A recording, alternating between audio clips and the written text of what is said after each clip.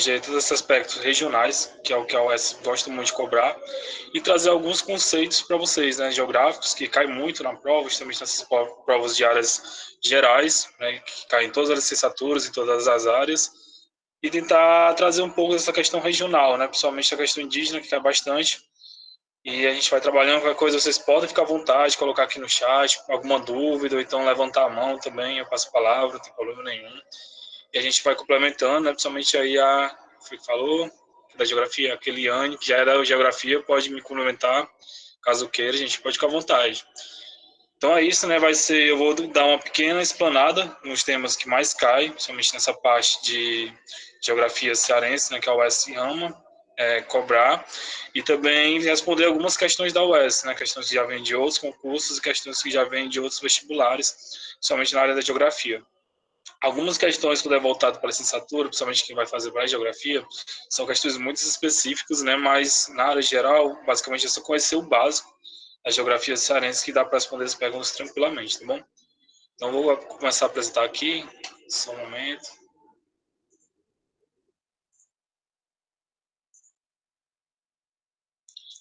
Pronto, gente, eu vou desligar aqui minha câmera para não puxar muito a internet.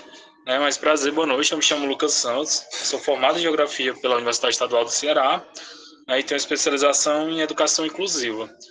Então hoje eu vou fazer esse aulão, né, digamos, de véspera mesmo, mas... Só um momento, fazer um aulão, mas vai trazer justamente esses conceitos que mais caem, né, gente? O que eu recomendo a vocês na reta final é hoje e amanhã fazer o máximo de questão possível, né? Vocês conseguem as questões da UES na página da CEV UES, vocês pesquisem no Google e vocês vão ver todos os vestibulares, também os concursos que a UES já trabalhou, e lá vocês conseguem as provas. Então, justamente, quem vai fazer a área de pedagogia, lá tem muita prova de pedagogia no site, é só procurar qual foi os concursos que a UES foi à banca, e lá vocês conseguem baixar provas específicas, provas de cada área.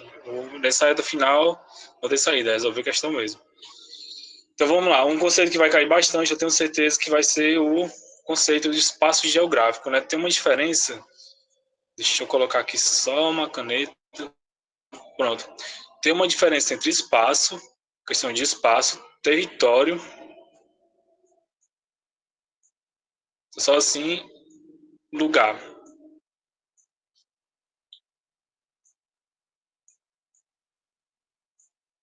E paisagem, né? Também tem um conceito de paisagem. A gente, quando está no fundamental, principalmente o professor de pedagogia, a gente vai dizer que... Gente, perdão pela minha letra, eu estou fazendo pelo mouse mesmo, mas quando a gente está nos anos iniciais, a gente fala que paisagem é tudo aquilo que eu consigo ver. Lugar é um lugar específico que eu gosto. Território, enfim. Tem uma diferença muito grande que a banca gosta bastante de cobrar, né? Justamente a questão do espaço, território, lugar e paisagem. Eu vou entrar nessa área com vocês hoje, né? Principalmente nessa questão de diferenciar cada um, inicialmente, para vocês compreenderem a diferença básica, né, entre cada um, e aí vocês conseguirem marcar a questão que está lá correspondendo tranquilamente, né? Então vamos lá, vamos começar pelo espaço geográfico. O que vai ser o espaço geográfico? É todo o espaço humanizado, ou seja, toda aquela que teve uma ação humana, uma ação antrópica, que vai ser transformado justamente com o elemento básico, né, como eu acabei de falar, da ação humana, que está na formativa no diferente objeto do espaço, ou seja, todo espaço que vai ter uma construção, todo espaço que vai ter um determinado povoado, todo o espaço que vai ter aquela ação humana de modificação, pode estar sendo ocupado ou não, ali vai ser um espaço geográfico, né? E vai ser justamente utilizado nas atividades produtivas. Eu posso ter um espaço geográfico de território para eu morar, eu posso ter um espaço geográfico para eu fazer uma grande plantação, como é o caso dos grandes latifundiários, que tomam grande parte da nossa terra, infelizmente. Eu posso ter um espaço geográfico de produção, de preservação, mas que eu tenho humanos morando lá dentro, responsável por aquela preservação, entre vários outros. Mas o que vai definir o espaço geográfico, principalmente nesse conceito que vai cair, é toda a questão que está humanizada. Então, se eu disser que eu tenho um determinado espaço geográfico que ele não está povoado, então a questão está errada. Se eu disser que ali naquele determinado local que um humano nunca teve nenhuma ação antrópica, que ainda não foi povoado, ali se encaixa como um espaço geográfico? Não. Então essa é a principal diferenciação do conceito de espaço geográfico. E aí uma questão que a UES gosta muito, muito, muito mesmo é a questão de território. Gente, território, como eu acabei de falar para vocês, é diferente de lugar, é diferente de espaço, é diferente de várias outras. Qual vai ser a diferença de território para espaço geográfico? O território ele vai envolver questões políticas, né? Basicamente é isso, questão de poder. Eita, gente, perdão, aqui teve um pequeno erro, então... Eita, cadê a borracha? Faz tempo que eu não uso. Pronto. Mas basicamente a questão do poder. Sempre que vier a questão do território, vocês associem a questão do poder, né? O território é um dos principais conceitos da geografia, estabelecimento em relação de um poder, como eu estou falando, isso que sempre vai cair, em determinado espaço geográfico. Ou seja, para eu ter um território, eu vou ter que ter um espaço que já está ocupado pela ação humana, né? Mas ele possui condições importantes, como eu falei para vocês, como a questão políticas, como falei, muito importante, questões históricas, questões econômicas, né, que é causador de motivo de muita briga, né, de várias guerras até hoje, a questão do território. São motivos econômicos, como a gente está passando agora novamente, né, a questão da briga com... Meu Deus do céu, gente, estou tão cansado agora de Israel, pronto, a questão da briga de Israel com os palestinos, por questões econômicas, culturais, históricas, tudo está envolvido. Então, o território ele vai ter que levar essa consideração. Se eu falar que Fortaleza é um espaço geográfico, é um espaço geográfico, está correto. Agora, se eu falar que Fortaleza é um território, sim, é um território também, porque está envolvido a questões históricas, questões políticas, econômicas e questões culturais. Quando eu vou levar para um conceito maior de espaço, digamos assim, posso falar do Brasil. O Brasil em si é um território brasileiro, né, como a gente sempre fala. E aí o que acontece? Vem uma questão de hierarquia, né? Só um minuto. Aqui, como eu acabei de falar para vocês, eu tenho o território brasileiro, que vai ter vários estados. O território brasileiro vai ser toda a questão que está demarcada e que está com uma política brasileira. A gente vai ter dentro de uma questão de uma federação, está regida por uma federação democrática, que tem as eleições para deputados, para presidente, para senadores, que tem uma questão histórica, né, no Brasil, como ele foi constituído o território brasileiro, as guerras pelos territórios brasileiros.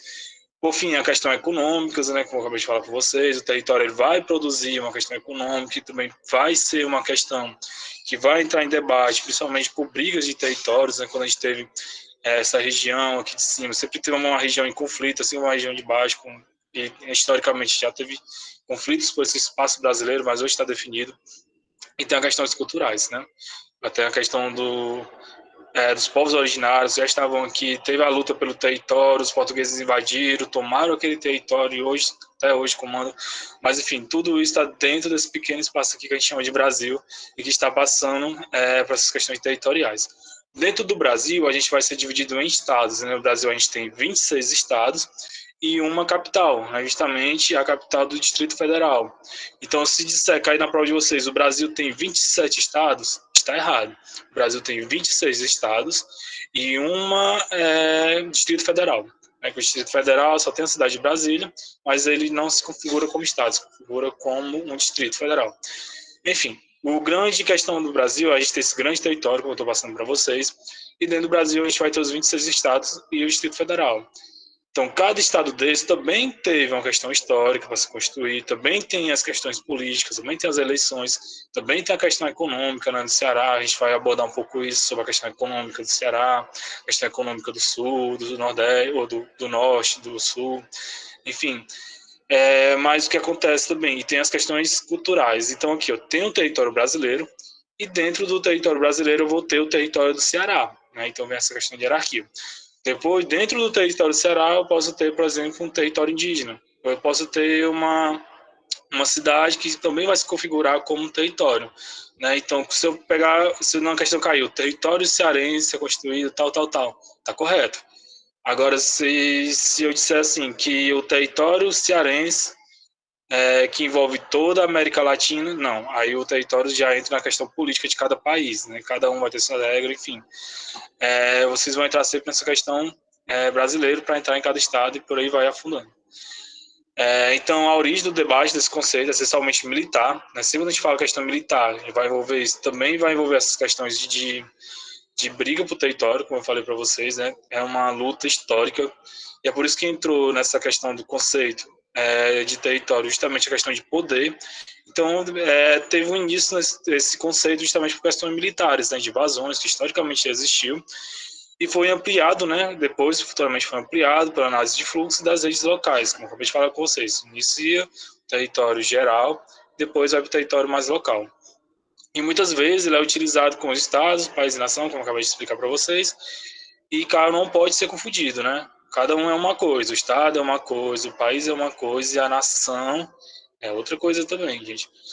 Tem uma diferença muito forte entre patriotismo e nacionalismo. A gente também pode cair na questão de vocês. O que é o patriotismo, o que é a nacionalismo. O patriotismo é quando a gente... Oh, perdão, gente, não olha aqui os comentários. Tá tendo algum problema? Tá muito baixo, gente, para vocês? Ou posso tentar aproximar mais? Pronto, tá ótimo. De qualquer coisa, podem ligar o microfone, porque às vezes eu tô olhando pro slide e não consigo ver o chat. Mas, enfim, o patriotismo vem todo aquele orgulho do brasileiro, né? Eu tenho orgulho dos povos originários, eu tenho orgulho das matrizes africanas que tem a cultura do meu país, eu tenho orgulho da Constituição do meu país, eu tenho orgulho de, enfim, de várias coisas. Isso é o patriotismo, né? Eu engloba todo. Pronto, perfeito. O patriotismo vai englobar toda a cultura brasileira e vai amar em si.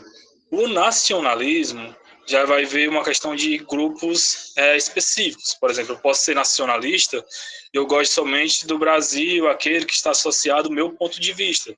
Por exemplo, eu sou uma pessoa nacionalista, eu defendo o golpe militar. Enfim, isso aí vai ser o nacionalista. O patriota vai amar o país em toda a sua questão ampla e cultural. Existe uma diferença muito grande e que pode cair na questão de vocês, né? A questão de nacionalismo com o patriotismo. Tem uma diferença muito grande. E também a questão do nacionalismo em grupos extremistas, né? Justamente aquele amor doente por um determinado específico do seu país, que você pode justamente criar conflitos, né? Dentro do seu próprio país, né? A fim que você coloque suas questões políticas em pautas mais fortes. Então isso é muito importante, que vai abranger justamente o conceito de território, né? A gente achava que era só delimitar um determinado espaço, aquilo ali é o território brasileiro. Não, vai envolver várias questões históricas, políticas, econômicas e culturais, né? O território só pode definir se envolver tudo isso.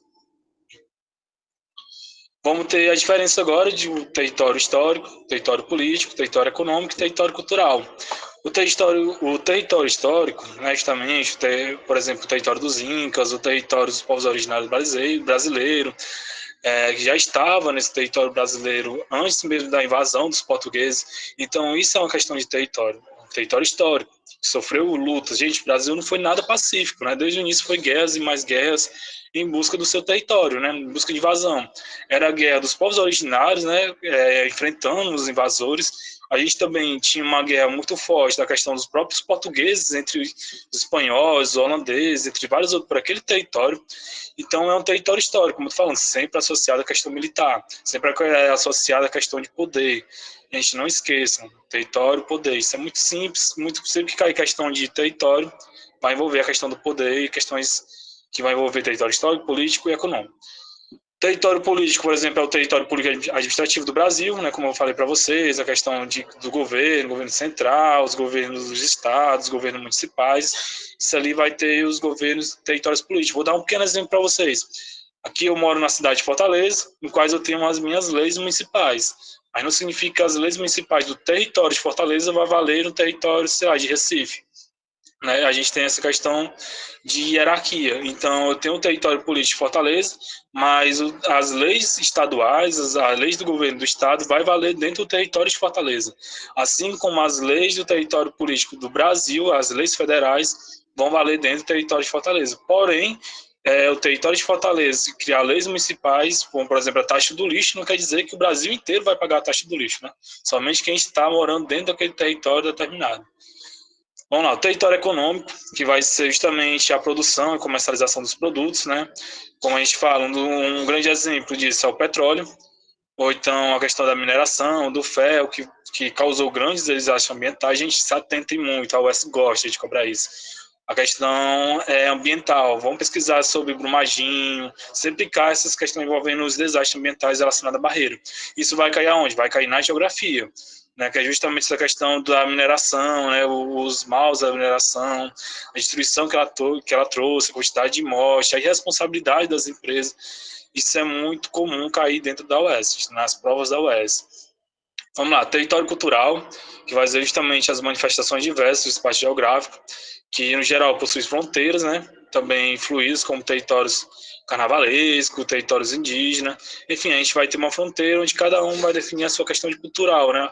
O território indígena tem uma determinada cultura, que vai ser diferente da cultura de quem mora em Fortaleza. Assim, quem mora em Fortaleza tem uma cultura diferente de quem mora no Sertão Central. Está aparecendo para vocês? Para mim, deixou aqui de aparecer o slide. Está aparecendo tudo certo? Tá bom. E, enfim, gente, então também vai ter essa questão de territórios, né, como fala, cultural, né? Que nas áreas indígenas são definidos por critérios culturais, né? Também históricos, políticos e até mesmo ambientais também. A questão indígena vai ter a preservação, diferente da questão cultural de Fortaleza. Fortaleza não liga para a preservação. Fortaleza quer só expandir, expandir, expandir, e não tem essa questão de vamos preservar, mas quando preserva, passa uma lei ambiental que permite que as empresas construam grandes prédios dentro de ambientes que estavam para ser preservados. Então, gente, é também uma questão de briga, né, como eu estou dizendo, de cultura, né, e cada um vai ter sua cultura, cada território vai ser cultura, então uma cultura diferente, vai ter uma cultura de preservação, outro vai ter uma cultura de expansão, enfim, vai ter toda essa questão que vai além da questão cultural em si, mas também a cultura de preservação do ambiente, por exemplo. Vamos lá, para a gente começar aqui, eu vou ler a questão para vocês, a gente vai ler junto, aí eu peço que todo mundo responda aí no chat, né, qual item vocês acham que é o correto, e a gente vai debater um pouco sobre a questão. Vamos lá, a questãozinha da UES. A existência de um país supõe um território, ou seja, um país só existe só um território. Mas a existência de uma nação nem sempre é acompanhada de a posse de um território, e nem sempre supõe a existência de um Estado. Pode-se falar, portanto, de territorialidade sem Estado, mas é praticamente impossível nos referir a um Estado sem território. Esse aqui é o Milton Santos, um dos grandes pensadores da geografia. E aí a gente vai falar agora um pouco sobre a questão. Vamos lá, item A. Um território é imprescindível para a existência do Estado. Nação, item B. Nação, Estado e território são categorias mutuamente excludentes. Item C. Não existe nação sem Estado. Item D. As fronteiras delimitam territórios, mas não os Estados. Vamos lá, gente. Coloquem aí no chat qual vocês acham que é.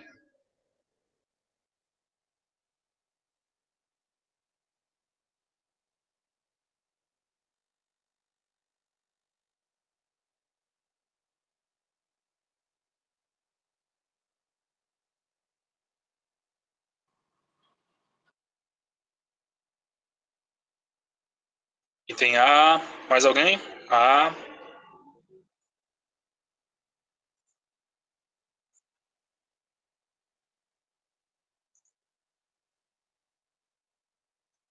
Pronto, como a maioria já respondeu, item A, o território é imprescindível para a existência de um Estado. Gente, a existência de um país supõe um Estado. Pô, a existência de um país supõe um território. Então a gente já está aí no texto, você nem precisa saber geografia. A existência de um país supõe um território, é só ler um texto e interpretar. Item A, exatamente. Vamos lá. Nação, Estado e território são categorias mutuamente excludentes. Não tem nada a ver, gente. Eu não vou excluir um Estado, uma questão de território, por conta de território. Pelo contrário, o Estado está dentro do território, tem a nação também que está respondendo a toda a nação brasileira.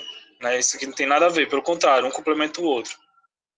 Não existe nação sem Estado. Sim, existe. Né? O que existe... Está aqui no texto. O texto mesmo está dizendo, existe de uma nação sem um território. Pode existir uma nação sem Estado. Então, é errado. E as fronteiras delimitam os territórios, mas não os estados. Não, pelo contrário, a gente tem uma fronteira, a fronteira do tamanho do estado do Ceará, a fronteira do tamanho do estado do Piauí, a fronteira de Amazonas. Então, a fronteira não está nada a ver relacionada com a questão de território. Questãozinha fácil, não é somente interpretação de texto. Vamos lá, questãozinha 2. O Estado-nação moderno é condição para a produção da noção moderna de território. As condições para a estruturação desse território de nação foi, vamos lá, como foi a questão das condições para estruturar o território da nação? Centralização pouco efetiva do poder político sobre o território, centralização política e administrativa de controle sobre do território, Centralização tardia da política de expansão e das posses territoriais a partir do processo de industrialização. Centralização política sem interferência de limitação territorial. Vamos lá, gente. 5 minutinhos.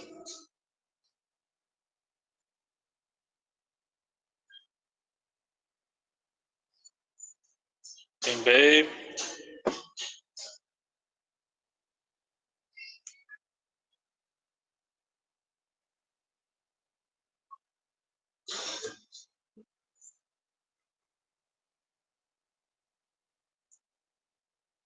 Tô vendo que vocês vão gabaritar as questões de geografia, hein? Tem B. Centralização pouco efetiva do poder político sobre o território? Nada a ver. Como é que eu vou ter um território se eu não vou ter um poder político sobre ele? A questão do conceito de geografia já vem trazendo a questão da efetivação do poder político de um território. Ou seja, tem algo completamente errado. Centralização política administrativa do território, é justamente isso. Para eu ter um território, tem uma questão de centralização política. Eu vou ter que ter aquele poder, vou ter que ter aquela administração. Vamos lá, centralização tardia da política, da expansão e das posses territoriais a partir do processo de industrialização. Não, gente, a questão da centralização tardia não tem nada a ver, né? O território, como eu falei para vocês, sempre teve a questão do território, sempre teve brigas por poder, não foi tardia, né? Foi justamente a questão de você tem que ter um poder muito efetivo, para você realmente ter um controle determinado local. Centralização política sem interferência na delimitação territorial.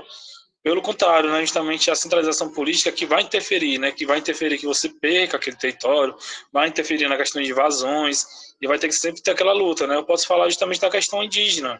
Né? Até hoje está tendo a questão da interferência no território indígena, está tendo invasões, está tendo muitas mortes, nunca são de uma maneira, como eu posso dizer, sem trazer uma questão forte, né? Sem trazer uma questão invasiva, sem ter mortes, infelizmente, sem ter uma guerra. Até hoje a gente está vendo vários casos de invasões, justamente essa questão da interferência da delimitação territorial. E até hoje os índios precisam, povos indígenas originários precisam defender seus territórios, né?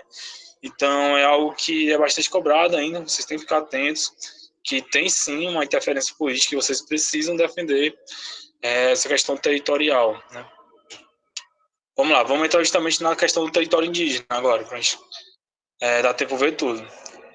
As terras indígenas, deixa eu colocar o apontador, as terras indígenas são territórios legalmente demarcados, ou seja, para eu definir o território indígena, eu tenho que ter a demarcação, né? É muito importante isso. E pelo Estado brasileiro. Isso quer dizer que o Estado brasileiro tem por obrigação protegê-los, né? O que deveria acontecer. Infelizmente, quando tem invasões, principalmente da questão do pessoal do agropecuário, do agronegócio, infelizmente o Estado fica pro lado do agronegócio, né? Muitas vezes, infelizmente. Sendo assim, não é permitida a entrada de não indígenas nessas terras, a não ser pela autorização da comunidade indígena ou da FUNAI. Então, o que acontece? É um território indígena que está dentro do território brasileiro. Porém, os territórios indígenas são protegidos por leis internas. Não é qualquer pessoa que vai poder entrar lá. Né? Tem a questão do território, tem a questão do poder, como eu estou dizendo, vai ter a questão do poder administrativo. E como o território é demarcado, quem tem pleno domínio sobre aquela lei são os povos indígenas. Né? A gente pode sair um pouco, entrar um conceito mais, posso dizer, um pouco mais profundo na geografia, mas questão de territórios, né? Como falando, questão de território indígena. Dentro do território indígena, quem vai comandar aquilo ali é a tribo que vai fazer suas próprias leis, tribos que vai trazer sua própria forma de administrar aquele espaço, e há tribos que vai cuidar legalmente também dentro desse espaço, desse território que está demarcado indígena.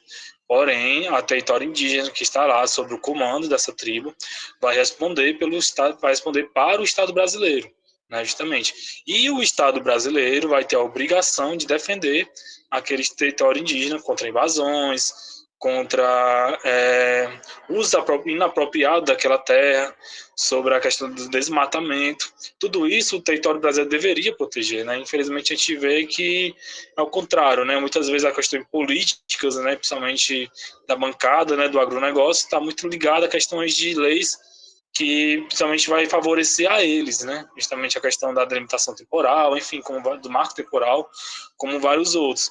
Mas isso é muito importante justamente para a defesa do território indígena brasileiro. Isso cai muito em prova, né? A questão do território indígena. Mas, por lei, né, o território indígena está dentro do território brasileiro, E ninguém tem a autorização de entrar sem a autorização da comunidade ou da FUNAI. Muito importante isso. Vamos entrar no Ceará. Gente, a UES gosta muito de questão regionalista. Então, vocês peguem o máximo de informações possíveis, né, sobre o território indígena do Ceará. Principalmente esse concurso vai cair muito. Então, vamos fazer leitura, vamos se atualizar. Mas no Ceará a gente tem reconhecidamente, olha, é uma questão muito importante. Pode cair, a gente tem, sei lá, 40 tribos indígenas em análise, em estudos, né? Mas não, o que vai cair é o seguinte: quantas tribos temos reconhecidas no Ceará? Aí são 20 povos. 20 povos indígenas que estão reconhecidos, isso desde 2023, pela Fundação Nacional dos Povos Indígenas, a FUNAI. No abril de 2019 desse ano, agora a coexistência da primeira Secretaria dos Povos Indígenas, a CEPINS, gente, abre o site da CEPINS, busque um máximo de atualizações lá, busque um máximo de notícias para saber como está a questão do território indígena no Ceará, vai cair bastante. E ela foi criada oficialmente, ó, isso aqui é muito importante, gente, foi criada oficialmente em 2023. Pode cair, a Secretaria dos Povos Indígenas foi criada em qual ano? Já pensaram, nossa, a secretaria é tão importante, foi criada há tanto tempo. Não, não foi. Foi esse ano. Né? E questão de atualidades, a UES também gosta muito de cobrar. Então já pode cair na atualidades ou pode cair em conhecimentos gerais.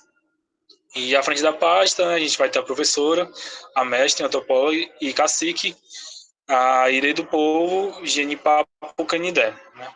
Genipapo Canidé Juliana Alves. Então a nossa secretária da CEPINS está lá representando os povos indígenas e representando as questões dos territórios dos povos indígenas. Então vamos lá, gente, o que é muito importante, as pautas da CEPINS. Qual vai ser as pautas que está sendo cobrada dentro da secretaria? Então, até o momento do Ceará, outra questão importante também, a questão de território. Até o momento, no Ceará, o único território demarcado, ou seja, aquele território que realmente é demarcado como território indígena, é o território do povoado de Tremembé, né, do Tremembé do Córrego, João Pereira, que fica entre Itarema e Acaraú. Ou seja, é o único território que é completamente conhecido pelo governo federal, mas o que acontece? Também tem outro, que o território de Itapipoca, que também está passando por um processo de reconhecimento, né? Mas o território, até o momento, único que é conhecido é o povo Tremembé do Córrego, e está sinalizando para outras demarcações, né, que está em processo, mas que pode cair, basicamente é esse, que já está demarcado. Então vamos lá, gente, voltando agora para a questão indígena, do território indígena do Ceará. Considerando a realidade atual das populações indígenas no Brasil, avalie as preposições a seguir. Vamos lá, vocês vão dizer qual é o correto e qual é o errado. Primeiro, de fato, o emprego do termo povos indígenas é incorreto, pois certamente no Brasil só há um povo, e que é o povo brasileiro. Segundo, o povo indígena estão em crescimento em busca da sua sobrevivência e seus direitos constitucionais. Terceiro, o povo indígena luta por suas terras contra madeireiros, grileiros, garimpeiros, agentes e órgãos estaduais. Quarto, a luta das populações indígenas por demarcação de terra pode se traduzir como uma simples busca de privilégio. Qual dessas aqui estão corretas?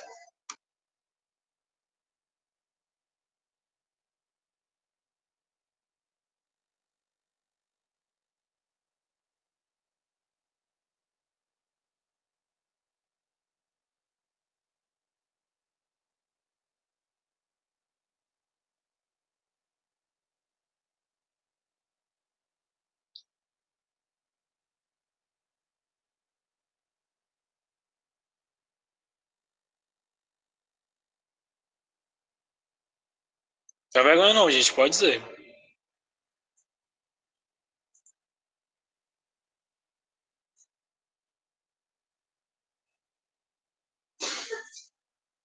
Então vamos lá, gente. Por conta do tempo, eu vou logo antecipar aqui com vocês. Vamos analisar aqui o primeiro termo. Item 3. Deixa eu ver aqui. Tem 2 e 3. Exatamente. Vamos lá. O primeiro. De fato, o emprego de povos indígenas é incorreto. Nada a ver. No Brasil só há um povo, que é o povo brasileiro. Gente, essa aqui chega a ser ridículo, né? Jamais que no povo brasileiro só tem um povo, né? Isso pode ser a questão indígena, pode ser de várias outras questões também, como os povos de matriz africanas, entre vários outros. Esse item aqui, pelo amor de Deus, quem marcasse isso aqui não merece entrar no concurso indígena do Ceará, gente. Vamos lá. Os povos indígenas estão em crescimento, em busca de sua sobrevivência. Como eu estou dizendo, né, a questão de poder e territorialidade causa muitas guerras, que está completamente correto, né, estão em busca de sobrevivência. E dos seus direitos constitucionais, completamente correto também, ainda está a luta pelos direitos, pela questão da terra, enfim, tem dois completamente correto. Muitos povos indígenas lutam por suas terras contra madeireiros, grileiros, garimpeiros, agentes estaduais, completamente correto, infelizmente é uma dura realidade brasileira.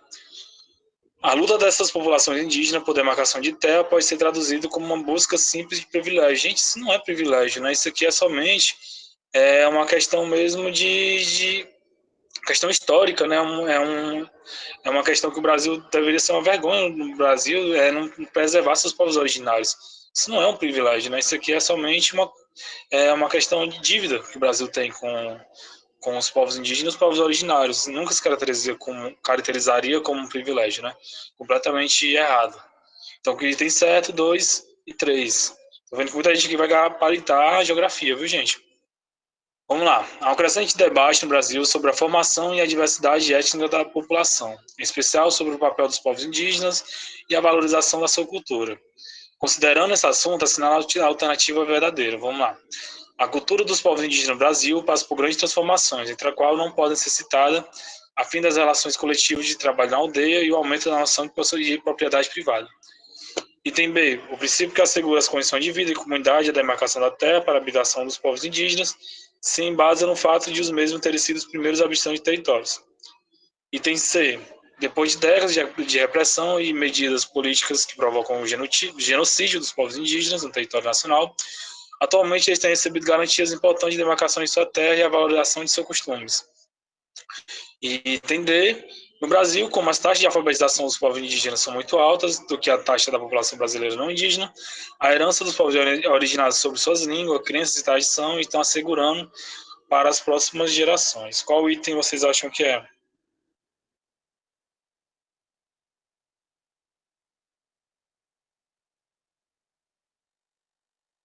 Quiser ligar o microfone também, quiser colocar no chat, pode ficar à vontade, gente.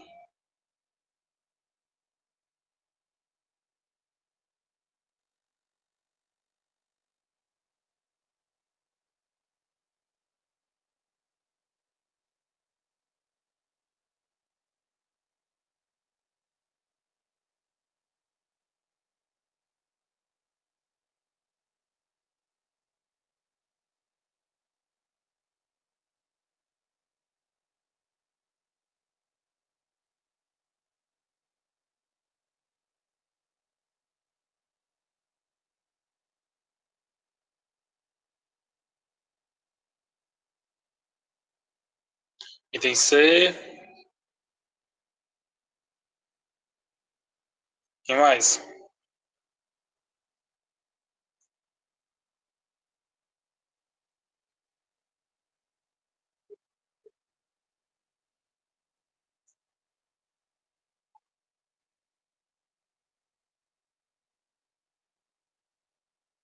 Item C.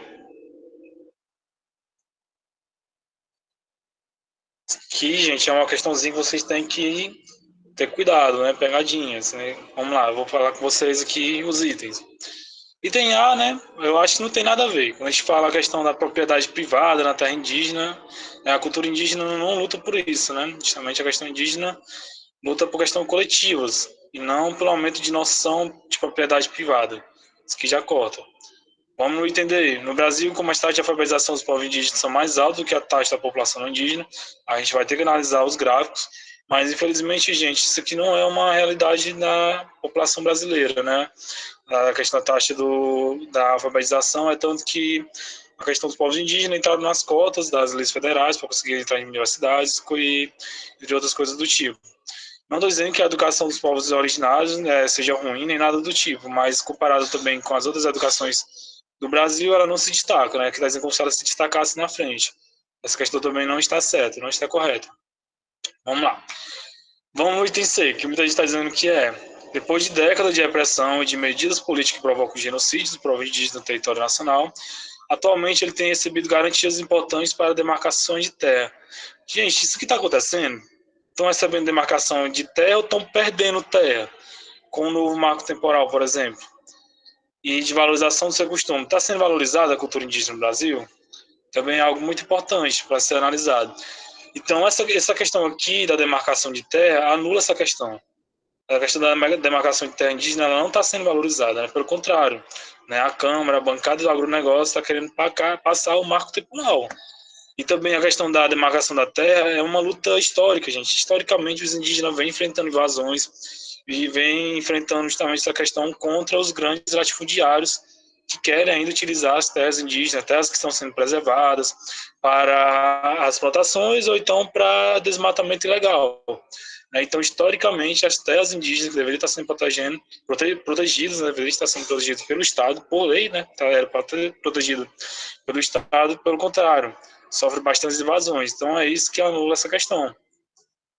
E o item B, o princípio que assegura as condições de vida em comunidade e a demarcação da terra para a habitação dos povos indígenas se base no fato dos mesmos terem sido habitantes, os primeiros habitantes do território brasileiro. Corretíssimo, gente. É um embasamento justamente para a demarcação de terra. Sempre vem isso, que os povos originários do Estado brasileiro, né? Justamente essa questão da originalidade. Então, quando a gente vai trazer essa questão de preservação ambiental, preservação da comunidade indígena, preservação da cultura indígena, a gente sempre tem que destacar que foram os primeiros a estar habitando esse território. Então, o item correto é B. Gente, é pegadinha. Vocês sempre tentem analisar a questão da questão de pequenos termos, né, que estão pegando. Outra coisa também, a questão dos genocídios dos povos indígenas até hoje. Então, tem guerras, né, até hoje está tendo invasões, o pessoal matando os povos indígenas por questão de espaço, né, de territorialidade. Então, vão buscando os termos, é só fazer com calma, ler com calma, e vocês vão perceber qual é o item que está errado. Muitas vezes, muita questão vai parecer que é 2 itens corretos, mas uma palavra vai diferenciar uma da outra. Principalmente o pessoal da pedagogia, principalmente quem vai fazer questão de didática.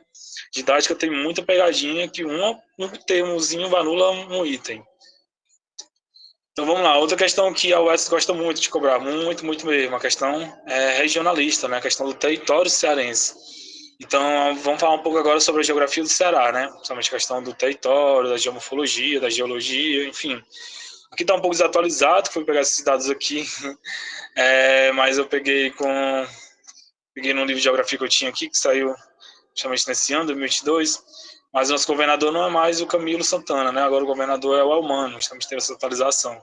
Mas ele teve em 2018 a 2022, como está aqui. Mas o que importa a gente, a região que o Ceará vai estar, que é a região Nordeste, sua capital, Fortaleza. Não vão sair por aí, gente, decorando capital de Pernambuco, capital de não sei aonde, isso nunca vai cair na prova, isso é perda de tempo. Se preocupe somente com a questão da territorialidade do Ceará. Que vocês podem pesquisar, que cai bastante, a história do Ceará, qual foram suas capitais, qual foram a questão da sua questão econômica, como o Estado se constituiu, enfim, isso aí sim vai cair. Agora não vamos se preocupar com os estados não, que muito provavelmente a UES não vai cobrar. Sua área territorial, né, que é 148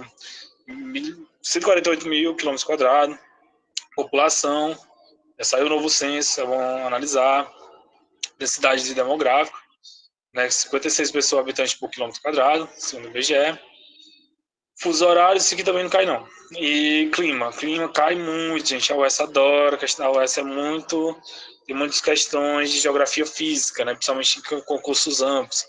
E um conceito que cai muito, principalmente, que é um conceito que sempre está sendo analisado, que está dentro predominantemente no nosso território, é a questão do semiárido, o clima do semiárido.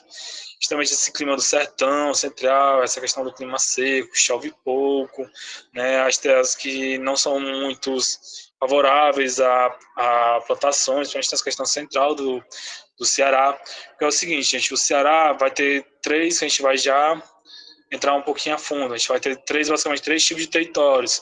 Território da zona costeira, justamente o território da praia, que vai ficar aqui nessa partezinha do mapa. Então aqui a gente vai ter um tipo de vegetação, vai ser vegetações costeiras, vai ter um tipo de clima diferente do interior do estado, a questão dos ventos, a questão da vegetação, aqui vai ser diferente. Depois a gente vai ter o clima sem miado em si, aquela quintura mesmo, né? Vai ser aquele território que vai ter marcado por secas, por maior distribuição da questão hídrica. Gente, a questão hídrica do Ceará não é a falta de água, a questão é a distribuição da água. por exemplo, do Ceará, que se instalam grandes empresas que utilizam muito água, por exemplo, empresas de sapato, empresas de jeans, e empresas de plantações, né, como a banana, é uma fruta bastante marcante na das plantações do Ceará e que demandam muita água. Então, ou seja, a questão água do Ceará, a histórica da seca, não existe mais. Né? A gente já tem condições de transportar rios e canais, tem muitos canais que estão cruzando nosso estado. Hoje é justamente a questão da má distribuição dos recursos hídricos, né? E por fim, o clima serranos, aqui no Ceará vai ser marcado também pela questão das serras, né? A gente tem a serra do maciço Baturité, vai ter algumas chapadas, que isso aí tudo vai influenciar também na questão que pode cair na sua prova. A gente vai analisar com calma, né, cada um, para vocês pelo menos dar uma olhada assim por cima, saber como é, o que pode cair, mas a UES gosta muito de cobrar essa questão regionalista. Alguém tem alguma dúvida? Queria complementar?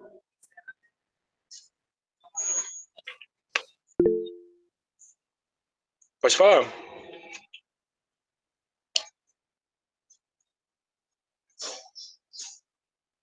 Ana Aparecida, pode falar.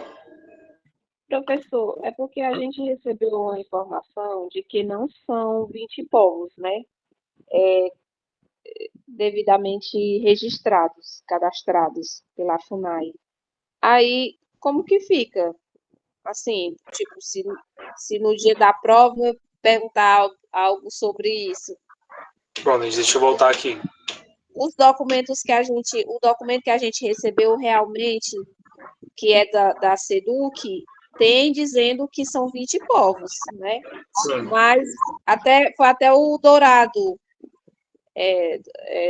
do povo Tapepa, que falou que não são, eles não são, tem alguns que não são registrados e que registrados tem apenas 15. Se eu não me engano, é 15 que ele falou. Aí, só um momento. Tá. Eu vou tirar a tua dúvida aqui, mostrando justamente o mapa dos territórios registrados pela secretaria, né? Só um momento. Gente, o que acontece? Quando a UES, não só a UES, como qualquer outra banca, vai elaborar suas questões, eles vão basear a partir de dados oficiais. Então, o que acontece? Com certeza, eu acho que tem muito mais do que 20 povos. Mas os povos que estão sendo reconhecidos, né, atualmente, principalmente agora. Essa notícia aqui é do governo do estado de Ceará, também está falando sobre a Secretaria da CEPINS, né, que vai tratar as questões de territórios indígenas. E a CEPINS atualmente está reconhecendo 20 povos. Aqui eu tenho um mapinha deles, né? Deixa eu ver se eu consigo aumentar para vocês. Vamos aqui, ó, Caucaia, eu vou ter o Anassé e Itapeba. Na questão do Pacatuba, eu vou ter o Itaguari, Fortaleza, o Aral. Enfim, o que acontece? Quando vocês vai cair na prova de vocês, vai cair somente o que está sendo reconhecido pelo Estado. Gente, principalmente a UES é uma banca estadual. Ela faz parte da Universidade Estadual do Ceará. Então, principalmente os dados que ela vai utilizar para a questão de elaboração das suas questões, vai ser os dados que estão disponíveis dentro do governo do Estado.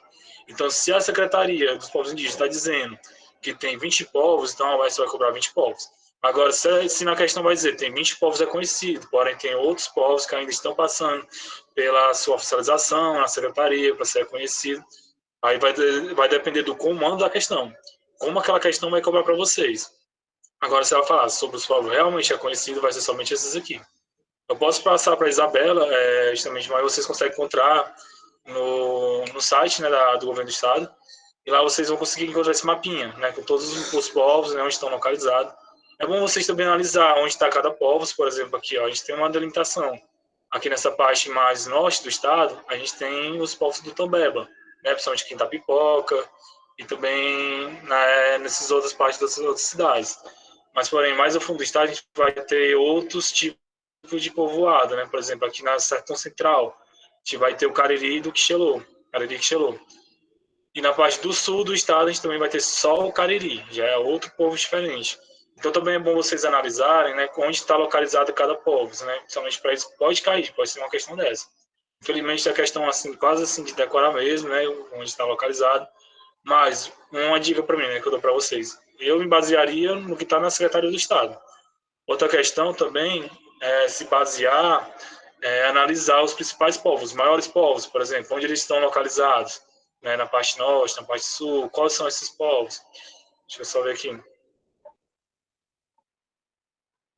Coloco sim, eu vou colocar o link, nesse link que eu entrei agora, que é justamente o link da Secretaria da CEPINS.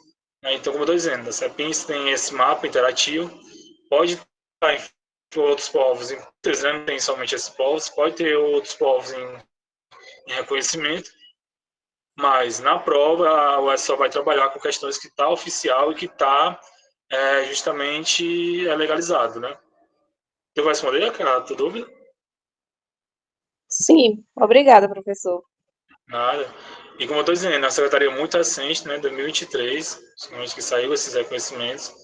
Então, vocês vão analisando com calma, mas vai depender muito do comando. Fique atento do comando da questão, se ela quer os que já estão reconhecidos, então se ela está falando se é questões que estão em fase de reconhecimento, mas tem mais povos, vai depender muito da questão, gente. A UES pode cobrar, tem muitas pegadinhas. Fique atento, que dá para responder tudo tranquilamente. Vamos entrar agora na questão econômica, né? Saindo um pouco novamente das questões de territórios, e vamos entrar na parte mais da geografia física, justamente também que a UES gosta muito. A questão econômica do estado do Ceará, como é que está baseada a economia? Basicamente, grande parte dela, 3 quartos, né, 76%, mais que 3 quartos, está ligada a serviço a atividade de serviço, né? Justamente a questão de prestadoras de serviço, né? Grande parte do estado do Ceará está relacionada a isso, as empresas de terceirização, as empresas justamente de negócios que vão prestar serviço para as pessoas. Também pode envolver a questão dos povos que trabalham com questão de construções, entre tudo isso, que vai estar ligado ao setor de serviço. A segunda, que vai entrar relacionada à segunda maior, mas então a diferença gritante na questão de porcentagem, vai ser a questão das indústrias. Então, se cair uma questão ó, dizendo que o estado do Ceará é conhecido por sua grande economia baseada nas indústrias. Se o estado do Ceará tem muitas indústrias, né? Principalmente indústria de sapato e indústria de roupas. Mas o grande forte, grande parte mesmo do Ceará, é o setor de serviço. E por último, a questão agropecuária. Né? A agropecuária é a criação de gados, né? Então vai ser justamente junto com o agro, né? Com a agropecuária, a questão da agricultura, junto com a criação de animais, que vai ter 4,7%. Então a gente entra a questão das grandes produtoras de leite, né? Entre por aí vai, entre várias outras. Mas o principal que vai cair, que vai dizer na UES, já caiu bastante essa questão econômica do Ceará. Atualmente é a questão do serviço. Basicamente é o prestador de serviço. Vamos lá, questãozinha da UES, justamente sobre essa questão econômica do Ceará. Primeiro item, o setor de serviços representa aproximadamente 8% da economia do estado do Ceará, apresentando-se em ascensão para os próximos anos. Opa, perdão, alguém queria falar? Pode falar.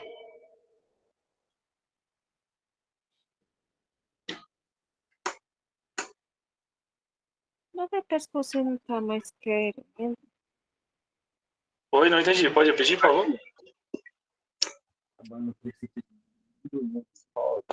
Tu e o menino também. Então vai descansar, velho. O Terezinha, biscoito. teu microfone tá ligado, Terezinha. Obrigado. Então vamos lá, gente. Vamos lá, questãozinha sobre a economia do Ceará, da UES 2015. Ó, gente, uma questão da UES muito importante para vocês. A UES adora pegar as questões antigas e colocar de novo. Então, como é que funciona o vestibular da UES, basicamente? Ela faz uma questão, caiu num ano, o outro ano vai cair outra coisa. No outro ano já cai a questão do ano anterior. Quem passar na UES pode ser no vestibular, pode ser em concurso, até fazer questão. Fazer questão da banca, porque a UES repete muito o modelo de questão dela. Né? A UES, o IMPA de Fortaleza também repete muitas questões, basicamente sempre a mesma prova, mas a UES também gosta muito de repetir. Então vamos lá. O setor de serviços representa aproximadamente 8% da economia do Estado, apresentando ascensão para os próximos anos. Item 2. Mesmo em cenário de escassez hídrica, houve um aumento de produção de grãos em 2013 e 2014. Item 3. O setor agropecuário tem grande representatividade no PIB do Estado, sendo responsável por mais de 75% do mesmo. Qual item?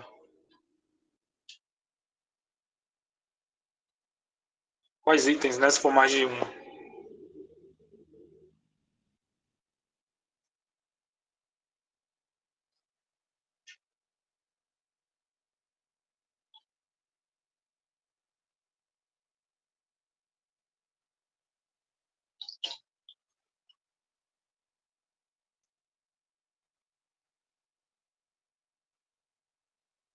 Tem dois, exatamente, gente. O setor de serviços é o maior.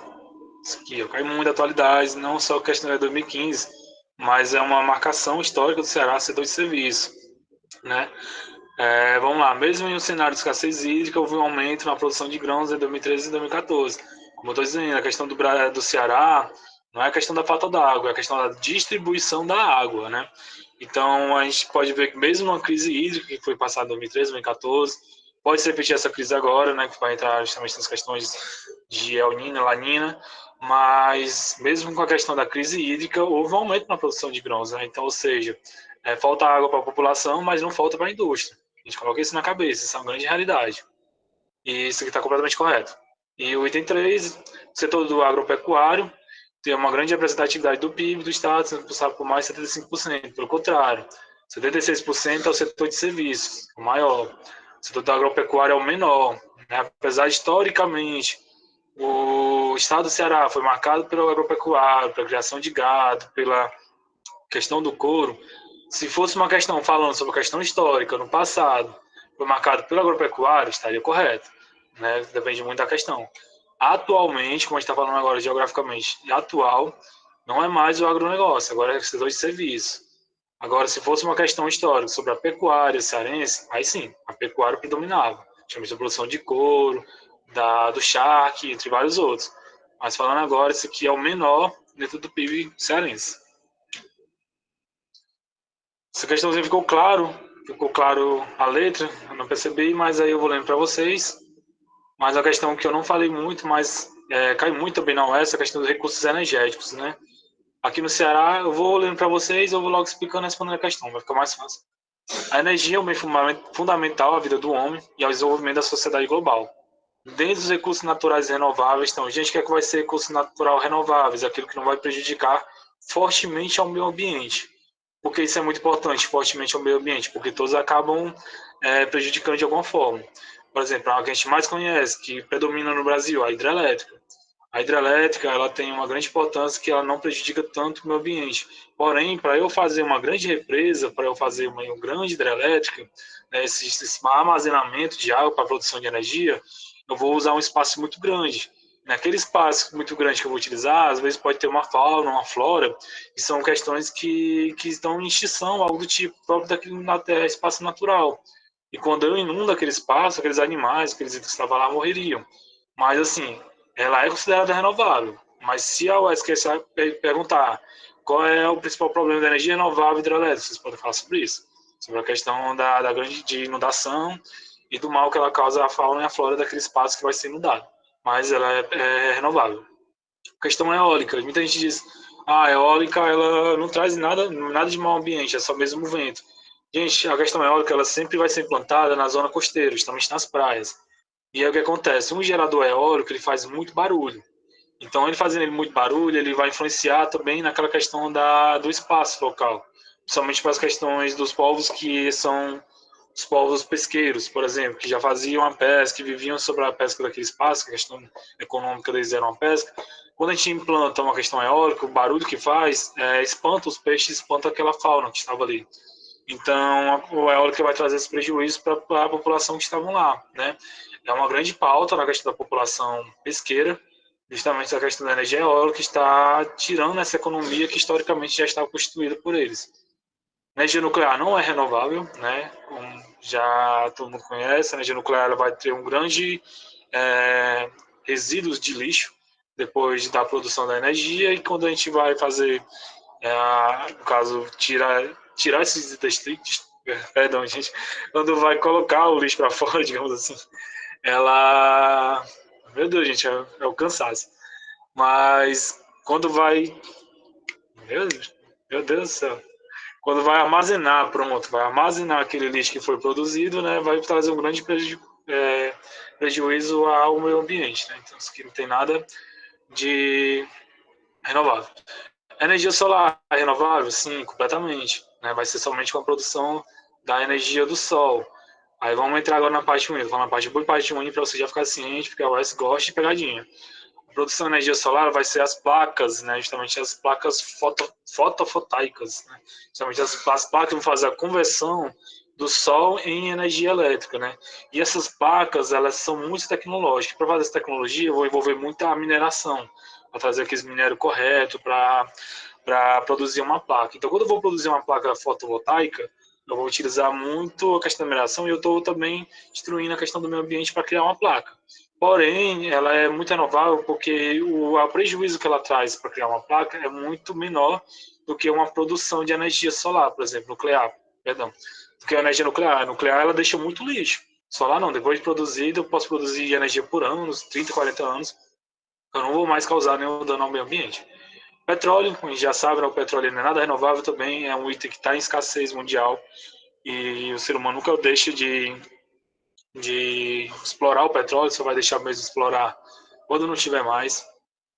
Hidrelétrica e carvão, hidrelétrica está correto, porém o carvão não está, o carvão ele não é nada renovável, traz vários danos ao meio ambiente, e o item correto, o item desse, solar, é considerado renovável, hidrelétrica. Vamos lá, gente, eu falei os maus de cada um, né, a parte boa de cada um também. Por quê? Porque a OS pode cobrar. A OS pode cobrar qual é o lado ruim de uma hidrelétrica. A banca gosta de fazer essas pegadinhas, qual é o lado ruim da solar. Mas quando a gente fala de energias renováveis, vai ser a eólica, solar e hidrelétrica. Vamos lá, vamos entrar agora no conceito de paisagem, né? As paisagens do território do Ceará. A questão de paisagem, como a gente está muito acostumado, no ensino fundamental, né? Muitas vezes questões que vão falar o que é uma paisagem, né? Qual é o conceito de paisagem. Então a gente já associa muito a questão da paisagem, tudo aquilo que eu consigo ver. É um conceito muito explorado, né? É tudo aquilo que você está vendo. Mas não é só aquilo que eu estou vendo, né? A questão de paisagem vai envolver um determinado espaço, mas vai envolver a questão também da influência naquele espaço. Por exemplo, aqui eu tenho uma paisagem que é da praia, né? A praia aqui de Fortaleza, que tem a dunas, enfim, aqui tem uma duna, aqui tem uma questão das rodovias, aqui eu tenho uma vegetação. Né? Então, essa questão da paisagem, eu vou envolver várias coisas, vários aspectos. Eu vou envolver a questão da paisagem, a questão antrópica, tudo aquilo que foi modificado pelo homem, né? Justamente essa sapis que passou por aqui. Eu vou falar sobre as questões naturais que está envolvido da paisagem, né? Justamente da praia, a grande duna que está aqui, essa duna móvel, enfim. Eu vou falar da vegetação nativa, né? Que é a vegetação, justamente a vegetação praieira, que já está envolvida aqui. Então, a paisagem ela não vai ser só aquilo que eu vou ver, é aquilo que eu vejo e tudo aquilo que está dentro desse processo geográfico que está sendo influenciado. Né? Então, basicamente, esse vai ser o conceito de paisagem na geografia. E aí, no Ceará, a gente vai ter, basicamente, 3 espaços, né? Como eu falei, o espaço do Torânio, que vai ser justamente o espaço do litoral, que vai ser demarcado pelas praias, enfim. Né? Também pode envolver o espaço litoral, aqui das comunidades nativas do litoral. Então, as comunidades que eu falo, as comunidades pesqueiras, a gente tem comunidade pesqueira Canoa Quebrada, né? Que é uma comunidade pesqueira, onde vira essa questão turística. A gente tem vários outros povos que vivem até hoje ainda da questão das comunidades pesqueiras, né? A gente vai ter as questões também dos aspectos físicos da paisagem. Aqui a gente vai ter as falésias, por exemplo, as falésias que são causadas pela invasão do mar, né? O mar, com os anos, ele foi rebaixando e aí foi criando essa questão desse espaço geográfico físico, né? Na geomorfologia, isso que é conhecido como falésia. Porém, se fosse rochas, a gente teria outro tipo de paisagem, né? São espaços rochosos, às vezes o solo é até diferente. Nem toda praia vai ter esse solozinho aqui de sedimentos. Algumas praias vão ter rochas, né? E a gente tem o mangue, né? O mangue também no Ceará é muito comum. A gente tem vários tipos de mangue. Eu não vou aprofundar agora por conta do tempo. A gente tem o mangue branco, o mangue vermelho, o mangue preto. Vocês podem pesquisar um pouco, mas o importante é a localização. Vamos lá, para a minha prova, o que é que vai importar isso? É a questão da paisagem local. Não vai cair coisa muito específica. Qual é o tipo de mangue que está localizado em Camusim? Isso não vai cair. O que vai cair é o seguinte: qual é o tipo de paisagem que está no litoral cearense? Aí tem a paisagem de mangue, questão de falésias, questão de dunas, isso aí sim vai cair nas questões. Outro tipo de paisagem cearense, justamente a questão do sertão, né, justamente o clima semiárido, né, que vai ser marcado pela questão de chuvas, poucas chuvas, solo árido, né, com poucas vegetações, as vegetações da caatinga, né, que é muito comum cair nas florestas, que são vegetações que são muito resistentes, né, como as plantas do cacto, como a jurema, como várias outras plantas que são bastante existente, né, que chove, a questão da Caatinga também, é uma chuva no começo do ano e depois do meio do ano é pouca chuva. Então, no começo do ano, a gente tem uma paisagem que é marcada por toda essa questão da vegetação, tudo verde, bonitinho. E depois de julho até dezembro vai ficar a vegetação mais no seu espaço, mais as folhas caem, ficam somente os galhos.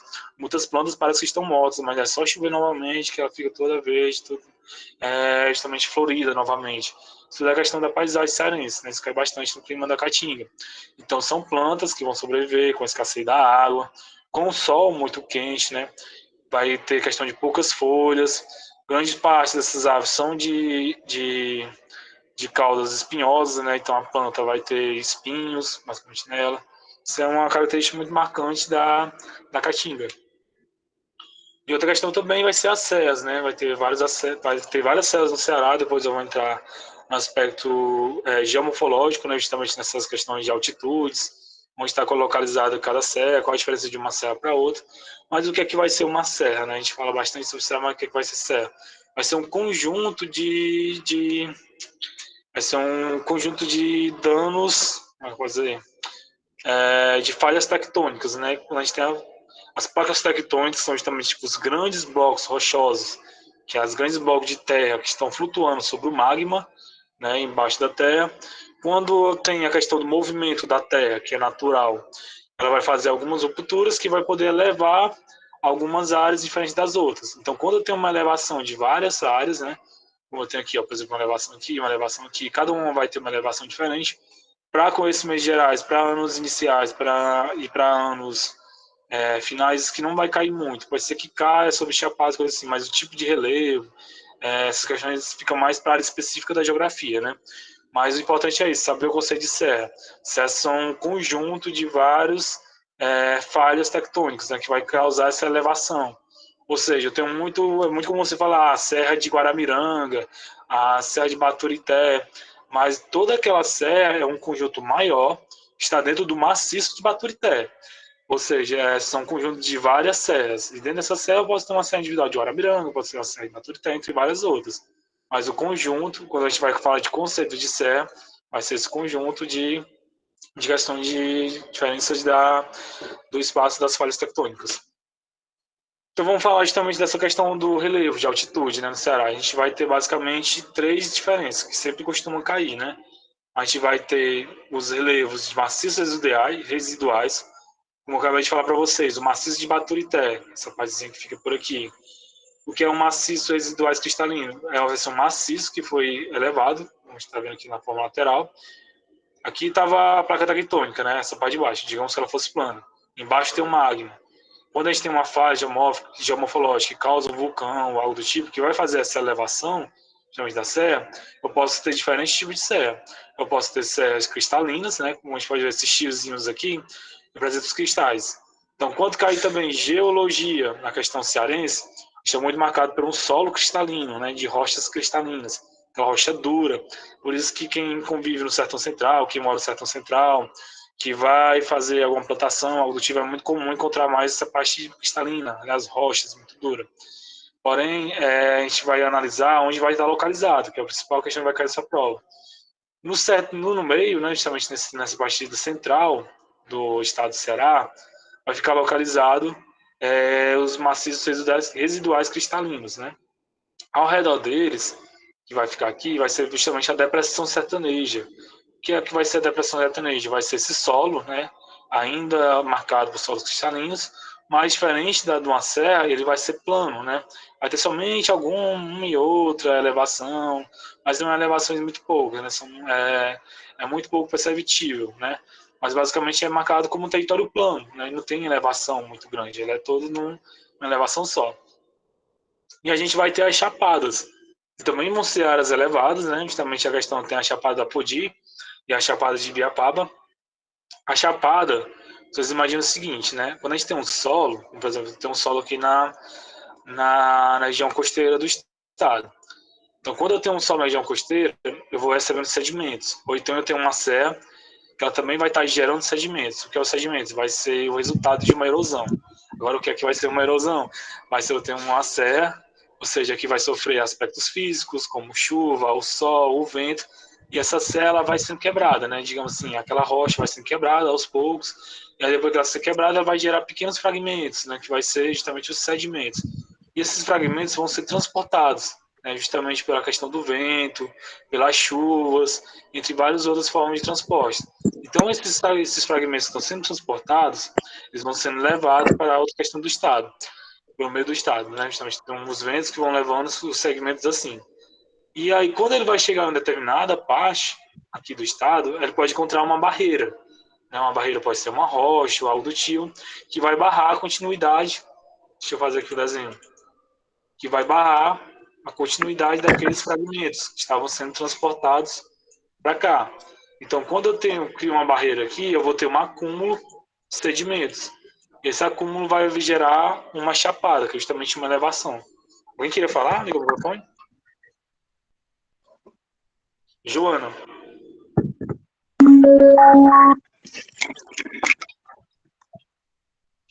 Oi, Joana, você queria falar?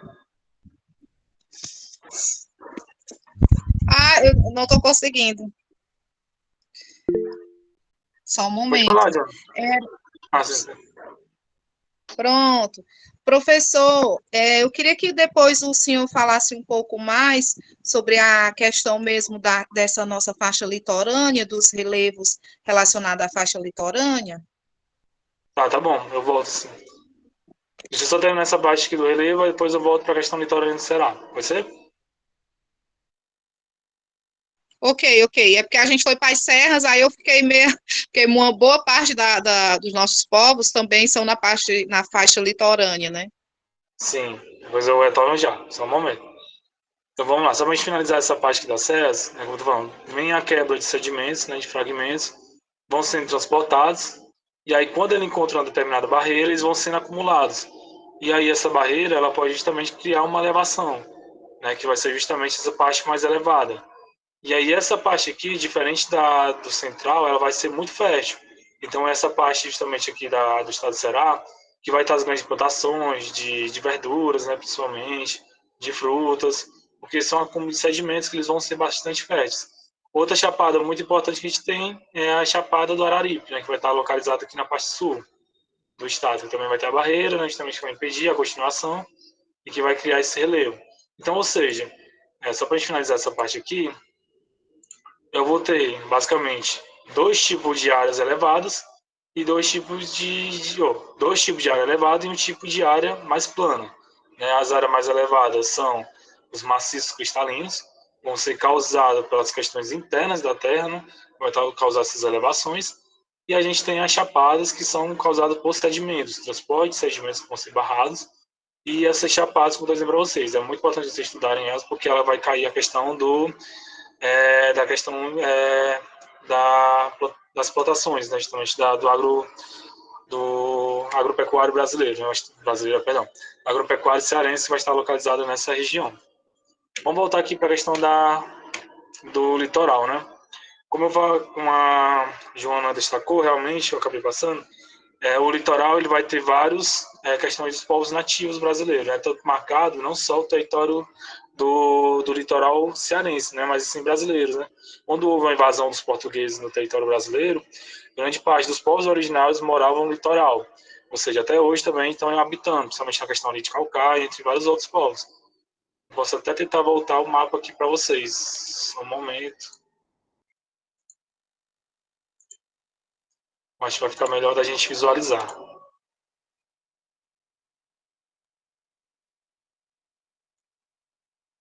Pronto, então, a gente tem os povos que estão na parte do sertão central, né, justamente nessa parte aqui, mas grande parte dos povos ainda estão também localizados nessa região do litoral. Gente, outra coisa que eu estou dizendo a vocês, ó, são os povos reconhecidos. Pode ter muito mais povos aqui que não estão sendo reconhecidos ainda pelo Estado, ou estão em processo de reconhecimento, né, que vai estar justamente localizado nessa parte costeira. Então vocês podem começar, tem poucos povos reconhecidos, são basicamente 3 ou são 4? São 4. Não, tem 5. Os povos que vão estar localizados na questão costeira do Ceará: Tremembé, Tapeba, Anassé, Itaguari. Ó, toda essa parte aqui, ó, que eu estou passando o mouse aqui, ela ainda é considerada território litoral. né? Justamente esses espaços aqui que vão sofrer influência dos ventos, da questão também dos sedimentos causados pelo mar, ela vai influenciar até aqui. Então, quando a gente fala da questão do litoral, a gente está falando toda essa parte aqui. A gente não está falando somente de Fortaleza, de Canoa Quebrada, não. A gente está falando de alguns espaços que vão estar localizados um pouco mais distante do mar, mas a gente se caracteriza como a zona costeira. Então, vamos lá. Tremembé, Tapeba, Anassé, Guarau, Itaguari, Genipapo de Canindé e Paiacu. Então, se vocês quiserem, eu vou passar para vocês, vocês podem anotar se vocês quiserem, mas são as tribos reconhecidas que estão no litoral cearense, tá bom? Mas vamos voltar agora para os aspectos geográficos. Deixa eu voltar aqui para falar um pouco para vocês. O que é que a UES gosta de cobrar sobre a questão de aspectos do litoral? Estou falando para vocês. Questões econômicas, né? Então, a questão econômica do litoral, ela vai falar bastante. Questão pesqueira. Sem falar da questão litoral, vai ter os povos originários de comunidades pesqueiras, cai bastante. Vão falar também os povos originários indígenas. Então, vocês falam, vai cair sobre a preservação ambiental, né, sobre a cultura indígena, que está localizada nessa questão litorânea. Né? Vai falar sobre a vegetação. Grande parte da vegetação do litoral não vai ser o mangue. Eu coloquei o mangue aqui porque ele existe no Ceará e porque tem pessoas que não sabem que tem mangues no litoral cearense. Mas é a vegetação litorânea, né? Como é que vai ser a vegetação litorânea? Vai ser vegetações curtas, né? Que vai ser justamente aquelas plantas baixas, rasteiras, plantas justamente localizadas nas dunas, né? Ou então a vegetação mais voltada também para a questão de vegetações de grandes árvores, né? São as questões arboríferas, né? De árvores, vocês vão ver na questão da biologia. Mas são grandes árvores, né? Resquícios, muito resquícios, muito mesmo, da Mata Atlântica brasileira. Pode cair que o litoral cearense é marcado pela Mata Atlântica brasileira, grande parte da vegetação cearense é marcada pela vegetação brasileira, ou pela Mata Atlântica brasileira? Errada. Gente, a vegetação da Mata Atlântica brasileira foi completamente destruída pelos portugueses. Hoje a gente só tem cerca de 3 a 5%, não vou lembrar o número exato, mas ela está quase em extinção. Então, se falar que o litoral é marcado pela Mata Atlântica, tá incorreto, tá bom? Vai estar marcado o litoral cearense pela vegetação litorânea.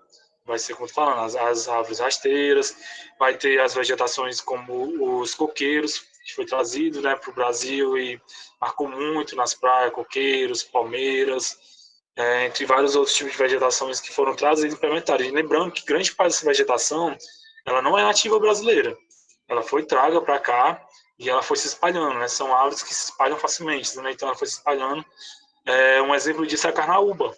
A carnaúba ela não é brasileira, ela foi trazida para o Brasil e ela plantaram algumas carnaúbas e ela foi se espalhando por todo o território brasileiro. E a carnaúba é muito importante, principalmente que ela está localizada no litoral, mas ela é muito importante na questão econômica, né? A questão das ceras de carnaúba, questões de várias outras questões econômicas que foram marcadas pela carnaúba, mas também na questão do artesanato, né? A carnaúba foi utilizada para construir casas, foi utilizada para construir vassouras, para de venda, então essa questão da economia local, ela é muito importante. Mas vamos falando de vegetação rasteira. Questão da geomorfologia, pode cair que é marcado por falésia? Não, ela vai ter falésia.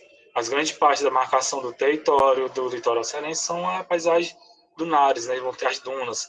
Lembrando que as dunas são móveis. Gente, eu não sei quem foi o secretário que teve a inteligência, por exemplo, de passar aqui uma pista. Porque, gente, essa duna aqui, não demorando nem 2 anos, ela vai cobrindo essa pista, né? E aí o que acontece? É investimento que o governo do estado faz e depois ele vai ter que fazer outro investimento para tirar essa área daqui e vai prejudicar a questão móvel da duna. Essa duna ela vai andando com os ventos, né? A duna nunca vai estar parada ao mesmo tempo. Um exemplo disso é a duna de Jericoacoara, né? Ela não está mais aquela duna do pôr do sol, como antigamente estava, aquela duna que todo mundo ia tirar foto, postar em coisa assim. Essa questão turística, né? Ela não existe mais, ela já andou e já está mais para frente, né? Então as dunas elas são móveis. Outra questão também importante na questão litorânea, foi bastante incentivada no turismo. Tanto que é baseado em 2 tipos de litoral, litoral ao leste e litoral ao oeste. O litoral ao leste, que vai ser marcado por essa questão O que vai definir o litoral, a diferença entre um e outro? A cidade é a capital de Fortaleza.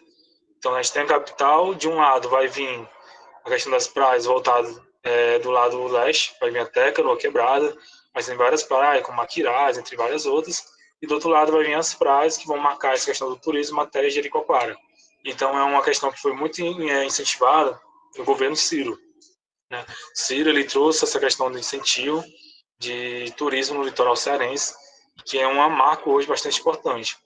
E a questão também da aspectos geológicos, né, como a gente tem aqui essa rocha da Pedra Furada em Jericoacoara, são raros, né, são raros a questão dos aspectos geográficos, geralmente são, perdão, de rochas, né, geralmente são mais questões de dunares. E os mangues, né, como estou dizendo, quem quiser aprofundar melhor o mangue, ele não tem uma grande, uma grande parte do território cearense não é marcado por mangue, mas ele tem uma grande importância, né, justamente na preservação ambiental, na apresentação da fauna e da flora, né, dos animais de São do Mangue. Vocês podem também procurar a questão do que o mangue está enfrentando, né, justamente o desmatamento, coisas do tipo. Mas a gente não vai cair uma coisa muito específica assim, não. Basicamente, isso que eu estou falando para vocês por cima, assim, não aprofundando tanto, questão do horário, mas já dá para contemplar o que vai cair no concurso. Tudo certo até aqui? Certo, certão, relevo. Ficou alguma dúvida? Posso continuar? Bom, joinha, então vou continuando aqui. Então vamos falar de geomorfologia agora. Geomorfologia e geologia. Geomorfologia é o estudo do relevo, né, como estou dizendo, a questão geomorfológica, né, a questão dos aspectos que foram relacionados a altitudes. Geologia já é mais relacionada à rocha. Não vamos perder tempo, gente, estudando geologia do Brasil, geologia ciências do tipo, não vai cair na prova. O que vai cair é geologia do Ceará. Aí sim, pode ter certeza que a UES cobra, né? Somente a banca que cobra a questão de geografia. Eu posso dizer que vai cair? Eu não sei dizer. O que acontece? A UES, ela muda bastante. Tem vestibular que ela está cobrando muitas questões humanas, as questões de economia, de trabalho, e tem vestibular que ela está cobrando muito questão física, né? Escolher questões físicas, enfim, coisas do tipo. E tem vestibular que ela está cobrando misto, né? Então, basicamente, ela faz essa mistura. Nas específicas, sim, cai nacional, né, com a música da geografia, é bom aprofundar, né, é bom rever os conteúdos, enfim, mas na questão de conteúdos gerais, ela vai cobrar mais a parte do Ceará, né, a UES é uma banca do estado do Ceará e ela gosta muito de cobrar questões regionais, né, muitas vezes a gente nem estuda na escola as coisas específicas que ela cobra. Mas vamos lá, o primeiro que é o grande marco, né, grande parte da questão da geomorfologia e geologia do Ceará é o sertão, né? Mas não vai cair como sertão, vai cair como depressão sertaneja, né? Justamente vai ser esse relevo árido, né? Que vai ser marcado pelas rochas cristalinas. Então vai ser aquela questão da depressão sertaneja, né? De semiárido, aquela quintura, como a gente fala, aquela quintura, vai ser sedimentos duros, difíceis para plantação, escassez de água, enfim, isso que vai marcar a questão da depressão sertaneja, né? Principalmente esse clima semiárido. E aí vai ter uns conceitos, gente, esse conceitozinho aqui, ele é bem específico da geografia, mas de vez em quando a UES cobra. Ela vai cobrar várias vezes. Inselbergs. Inselbergs, o que é que vai ser um Inselberg? O Inselberg é parecido com iceberg. Só que o Inselbergs vai ser, ao invés de ser um bloco de gelo no meio da água, vai ser um bloco de rocha no meio do sertão central. Isso aqui é muito marcado no Quixadá. E por que a UES cobra muito? Porque a gente é um dos únicos territórios nacionais e um dos únicos territórios mundiais que tem Inselbergs.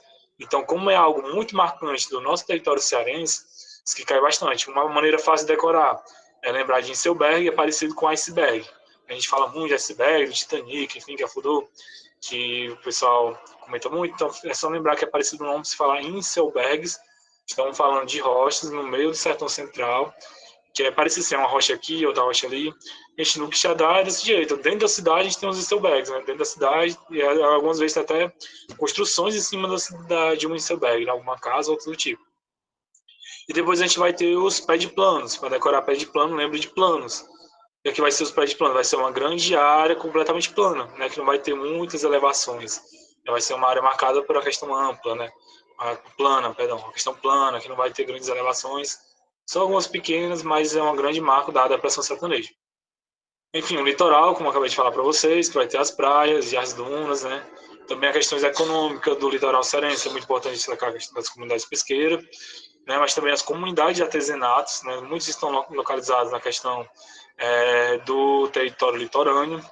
E a gente vai ter os tabuleiros pré-litorâneos, né? Então, como eu estou falando para vocês, quando eu estou falando de litoral, eu não estou falando somente da cidade praieira, não. Eu estou falando da cidade que está localizada justamente com a praia, mas eu falo também daquelas cidades que estão próximas àquela, pois que vai ter os tabuleiros pré-litorâneos, né? Que vai ter algumas elevações causadas pelos sedimentos que vão sendo mandados pela praia. Então, a praia vem os sedimentos, né? Vai mandando os sedimentos do mar, o mar manda sedimentos para a praia, da mesma forma ele pega os sedimentos para dentro do mar, fica nesse ciclo, mas quando ele sai, o vento leva para dentro do território, para dentro do continente. Então, quando o vento explana esses sedimentos dentro do continente, vai criando os tabuleiros pré-litorâneos, né? E aí são terras bastante férteis, né? Muito bom para plantação, também tem as questões de armazenamento de água, como, por exemplo, aqui eu tenho um relevo cristalino, a depressão sertaneja. A água que chove lá, ele não infiltra. A água que choveu, ele vai ficar em cima daquela rocha, e aí quando vem a questão do sol, o sol faz com que aquela água evapore, ela não fica armazenada.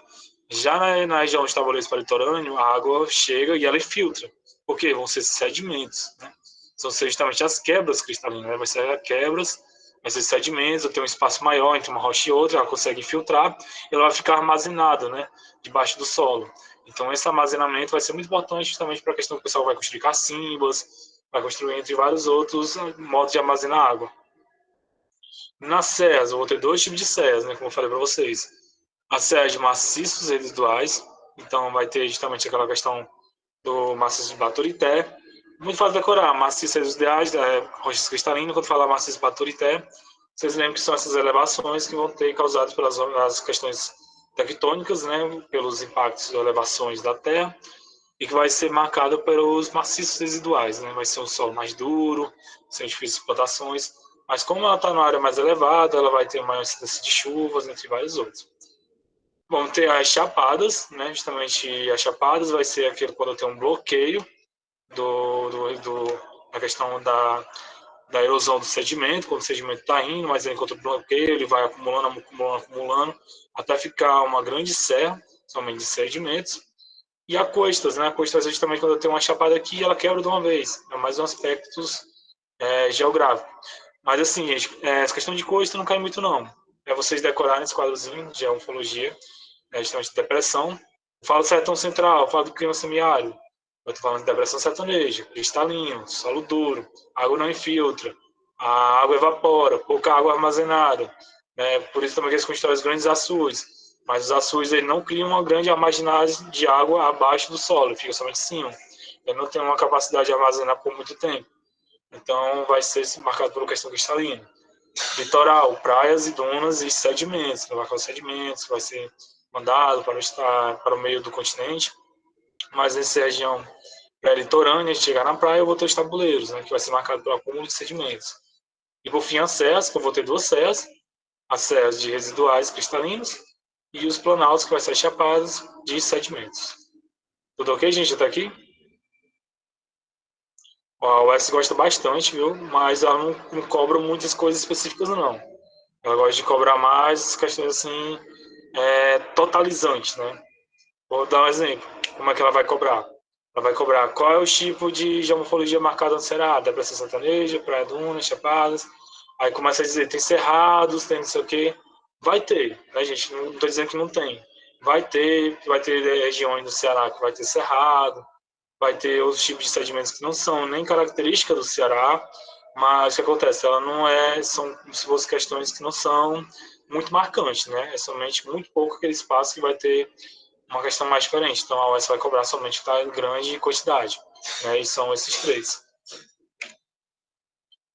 Vamos lá. Questãozinha aqui que cai bastante na UES, 2020.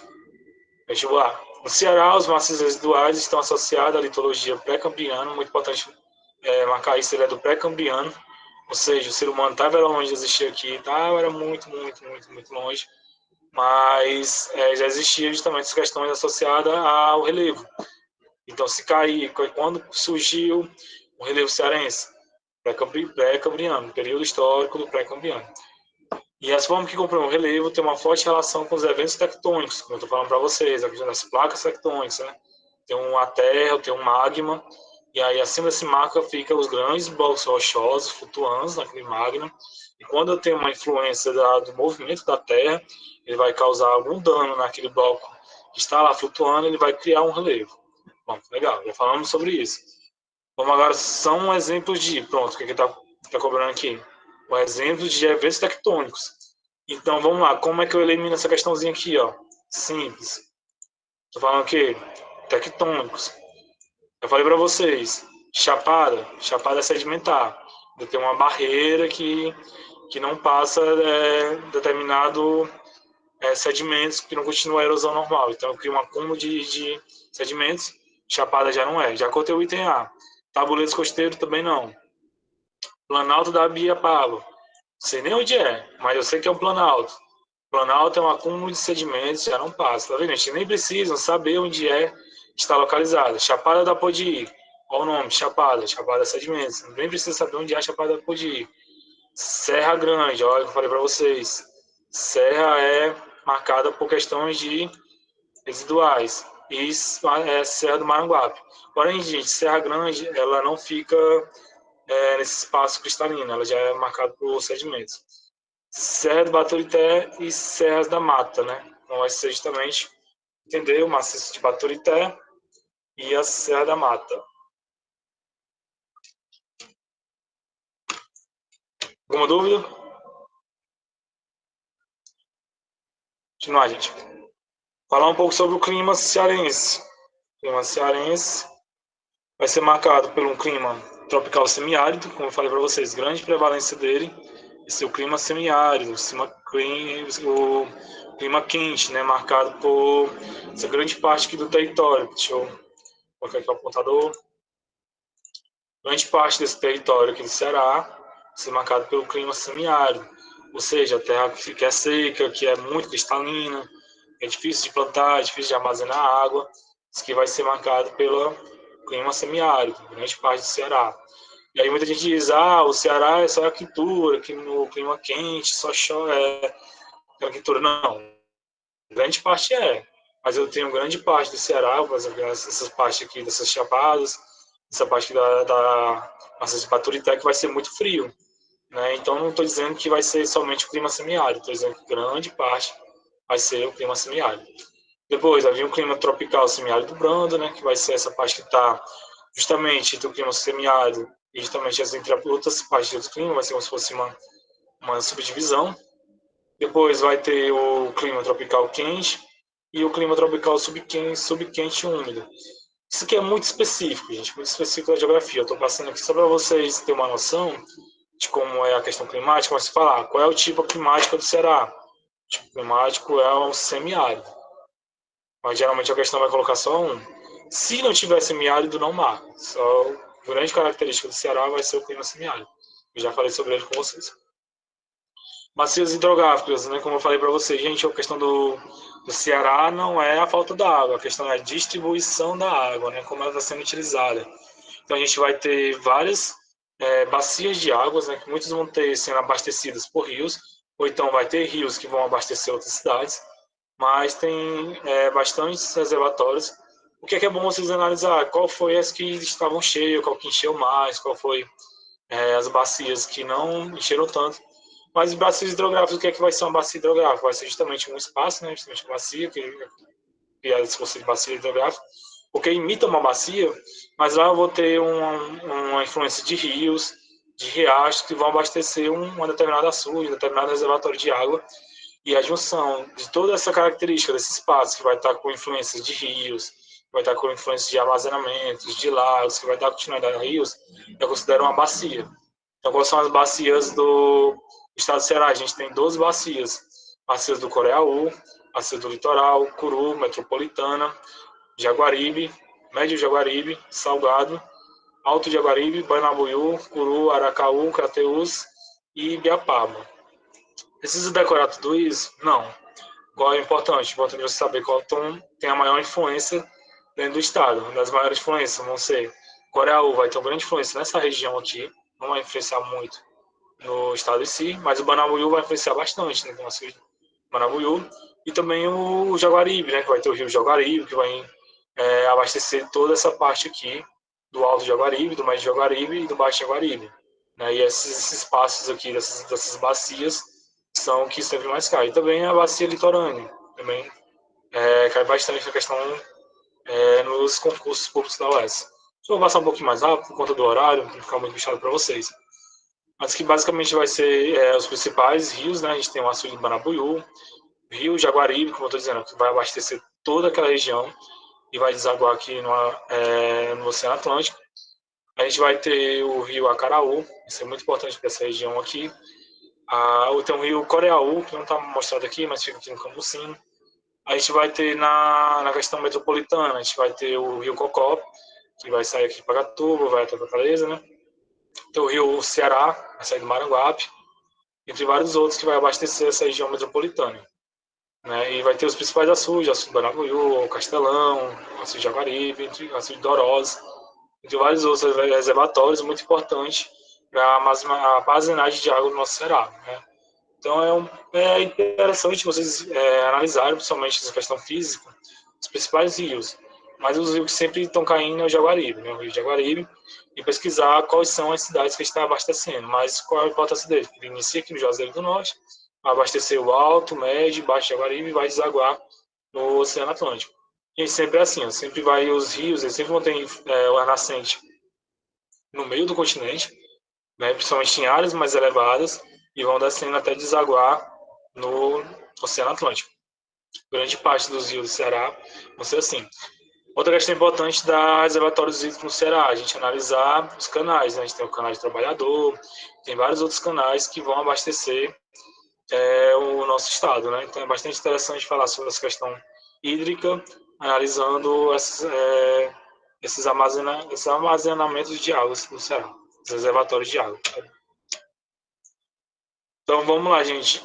Questãozinha da UES, né? Vamos lá. Atente ao seguinte exceto. A subbacia do Alto Jaguaribe, localizada na porção sudoeste do estado do Ceará, limita-se a oeste com o estado do Piauí, ou seja, também na fronteira do Ceará com o Piauí, e ao sul do estado pernambucano. As 5 subbacias que compõem a bacia do rio Jaguaribe, como eu falei, o Alto, Médio, Baixo Jaguaribe, Banabuiú e Salgado, aqui possui a maior região hídrica, sendo também a maior do estado. Então vamos lá. Ela é a maior do estado, vai ser justamente essa questão do Jaguaribe. O rio Jaguaribe é uma das mais importantes bacias hidrográficas do estado do Ceará. No trecho correspondente à subbacia do Alto Jaguaribe, alguns dos principais afluentes desse rio são os rios. Qual é os rios, gente, que principalmente abastece os rios do Jaguaribe? Já vocês tentaram responder essa.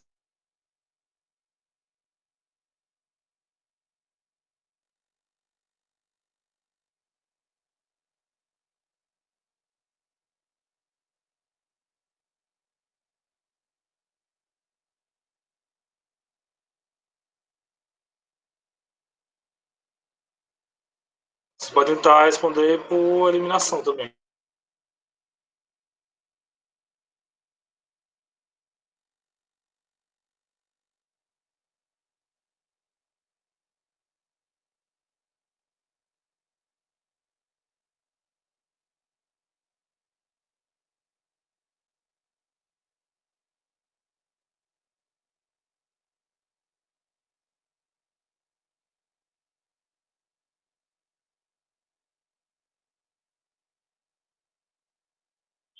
Entender? Deixa eu ver aqui. Deixa eu ver agora, entender? Vamos lá, gente. Vamos falar um pouco sobre rios. Vocês não precisam decorar todos, né? Mas é importante vocês terem uma pequena noção, chutaria dos rios, né? Vamos lá. Só mesmo uma dica para mim que eu dou para vocês, é vocês olharem e tentarem decorar, né? Qual é a parte de onde vai ficar a questão dos rios cearenses. Vamos lá, Cariús e Coreaús. Coreaús vai ficar justamente naquela parte mais de Camusim, essa parte mais elevada do estado, uma questão mais acima, né? Então, ela não vai estar no rio Jaguaribe. Deixa eu voltar aqui. Jaguaribe vai estar nessa parte mais embaixo. Ó, essa parte de Camusim, lá pra cima que vai ficar o rio Coreaú. Eu já elimino. Palhano, cidade de Palhano vai ficar no meio do Sertão Central. Elimina também. Pacoti, gente, Pacoti é serra que está localizado no maciço de Baturité. Então, ficou somente o item C. Vocês podem ir marcando por eliminação. Vai facilitar bastante. Uma dica, gente, é tentar, quem viaja bastante, tentar lembrar, né? Onde é que fica cada cidade. Eu sei que é um pouco chato, né, decorar tudo isso, mas acaba caindo e a UES gosta muito das questões regional, né? Principalmente quando a gente aborda essa questão ambiental. Mas vamos por eliminação e um dos rios que vai fazer afluentes com ele, né? Que vai ser, o que vai ser afluente? Tem um rio principal, que é o Jaguaribe, e os afluentes são esses pequenos rios que vão abastecer esse rio maior. Justamente uma bacia que são os pequenos rios que vai chegando de algumas elevações e vai chegar no rio central, justamente é o rio Jaguaribe, e vai fazer esse abastecimento. Então, o rio Trici, o rio Jucás, justamente esses dois rios que vão abastecer a bacia do Alto Jaguaribe. Então, gente, ó, quando na questãozinha vocês não sabem, tenta eliminar o máximo de questões de itens se você puder. Né, Coreaú, lembra que Coreaú fica lá para cima, né, lá para a divisão do estado de Piauí, lá para cima, Camusim, a porta. Palhão do Sertão Central, Pacoti é serra, não é Jaguaribe, né? Jaguaribe na parte mais ali ao sul do estado. Vamos lá, outra questãozinha sobre relevo agora. O relevo cearense tem uma predominância muito significativa das terras situadas debaixo do nível de 200 metros. O bastimento serranos e maciços visuais de planaltos sedimentares acima de 700 metros de extensão e restrito. No litoral, além dos campos de dunas, modelagens, sedimentos atuais e depósitos mais antigos, são entalhados incipientemente pela drenagem superficial, isolando eflúvios tabulares que representam os tabuleiros pré-litorâneos inaparentes. Considerando a unidade planície litorânea, pode ser apontados como elementos de risco e risco à ocupação. Vamos lá, considerando a unidade da planície litorânea, podem ser apontados como elemento de risco. O que é que vai estar prejudicando a ocupação? Desmatamento das áreas do mangue, que promove a lixiviação dos solos, a erosão das vertentes em função dos desmatamentos, o desequilíbrio dos balanços dos sedimentos do litoral, a contaminação química dos solos por agrotóxicos. Mas, gente, vamos tentar?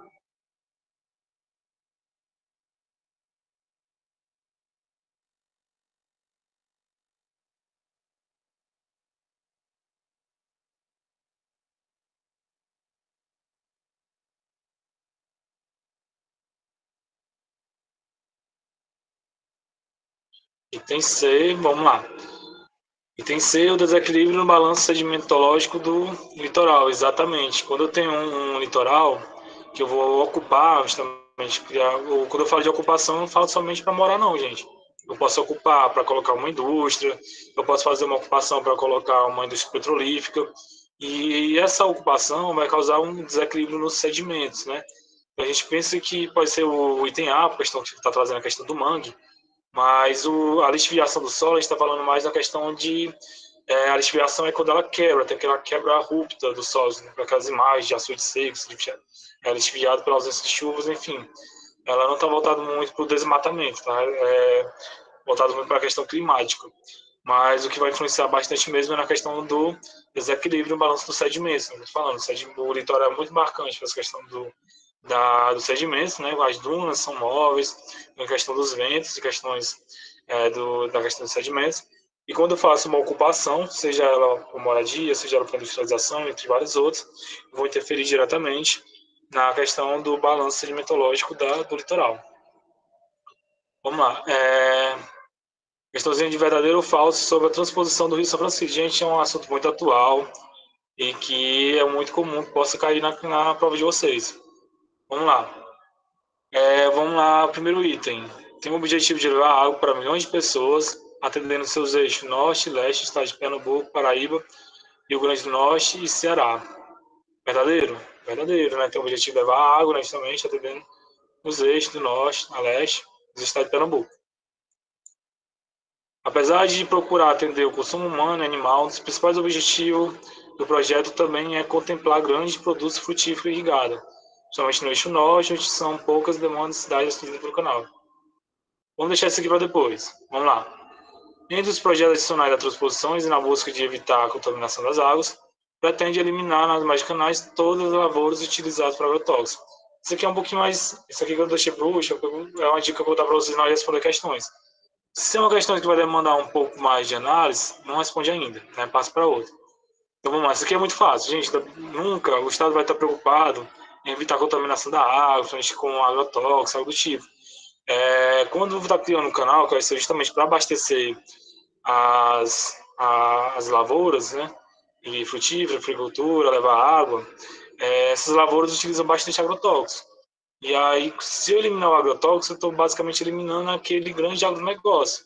E aí, quando eu estou eliminando o agronegócio, eu vou trazer prejuízo, né, para quem manda na questão política local. Então, o Estado não está preocupado com isso. Isso aqui é falso. A mais ambiciosa proposta associada à transposição do Rio São Francisco busca garantir a reordenação fundiária na região Nordeste, eliminando os latifundiários tradicionais. O Estado está preocupado em eliminar latifundiários, está preocupado em tirar aquelas grandes plantações, está preocupado em distribuição de terra, está preocupado em reforma agrária? Nunca. O Estado vai estar preocupado com isso. Então, tá vendo? Eu nem preciso ir nos itens que demandam mais, por exemplo, um maior pensamento sobre a região Norte, Nordeste e vários outros. Eu posso ir no que elimina o Estado, né? O Estado não vai estar preocupado com isso. E vocês respondendo essa, já dá para responder os itens, né? O item B. E aí, por que eu sei? Por eliminação. Mas, apesar da procura atender o consumo humano e animal, está correto, um dos principais objetivos é contemplar os produtores frutíferos, né? Gente, quando a gente vai ter uma grande obra, uma grande questão assim, que vai transportar um rio, nunca vai ser somente para uma população que está precisando de água. Sempre vai ter um interesse por trás, interesse de empresários, interesse de grandes empresas, principalmente as empresas que estão em questão da agricultura, né, que estão precisando de água, naquele espaço não tem água. Por exemplo, tem muito espaço no sul do Ceará que faz plantação de melão. Gente, melão leva muito água, e da onde no Ceará vai ter muita água para plantar melão? Então, eles estão procurando uma forma de abastecer, né? A preocupação, como eu estou dizendo, nunca vai ser sempre com a população, vai ser também pela agricultura, completamente verdadeira. Tem B. E, gente, era isso, quando eu dou horário também, deu o horário certo. Espero que vocês tenham gostado, foi um aulão. Se alguém tiver alguma dúvida, eu estou disposto a tirar, aprofundar alguma questão. Pode ficar à vontade, gente. Agradeço muito pelo convite, né? Espero que todo mundo passe, todo mundo seja professor efetivo do Estado, e vai dar tudo certo, gente. Vão nas questões primeiro, vão nas questões erradas. Vão nas questões erradas, analisa as questões que estão muito corretas e já vão eliminando. E hoje é quinta-feira, eu sei que a prova está bem pertinho, mas façam o máximo de questões possível. Tira o dia amanhã todinho para fazer questões. Se passa você na UES, responder questão. A UES, ela repete muito a prova, né? Muitas provas são muito parecidas. Então, vão analisando também essas questões. Eu sei que eu trouxe algumas questões complexas sobre rios, que são um pouco mais aprofundadas, mas eu acho que para questões assim de âmbito geral, né, de pedagogia, muito provavelmente não vai cair. Quando cai fora da geografia, cai uma questão mais ampla, né, justamente essa questão do clima, mais questão central, né, que quer trazer essa questão regionalista em si, não questões mais aprofundadas. Vocês vão olhar as provas, o site é na CEVUS. Qual é a minha recomendação para vocês? A CEVUS já foi banca ela é banca do vestibular da UES. Todo semestre ela está lá com vestibular, mas ela também é banca de vários concursos, né? Teve o concurso da SEDUC, né? Que ela, em 2018 foi a banca, Secretaria de Cultura. Mas o que acontece? Geralmente a SEDUC é a UES que é a banca. Então procure os concursos da SEDUC, procure o concurso da educação, que a UES foi a banca, e pega as provas, né? Quem é da área, principalmente, pega as provas de geografia, pega as provas de pedagogia, que os editais são muito parecidos, né? Só muda as questões mesmo das questões específicas, né? Pedagogia, entre vários outros. Sobre a questão do mapa, né, que a gente tinha falado mais cedo, eu vou passar para a Isabelle, né? E aí ela passa o link para vocês, mas tem no site do Governo do Estado do Ceará. Eu tô falando, como eu falei para vocês, busquem sempre informações, principalmente sobre questões indígenas, que estão oficializadas no site, que estão sendo tratadas agora. Essa informação eu trouxe para vocês em 2023. Então a OS vai se basear nela para elaborar as questões e para eliminar o comando da questão. E como eu disse para vocês, fiquem muito atentos ao comando. O que a questão está pedindo?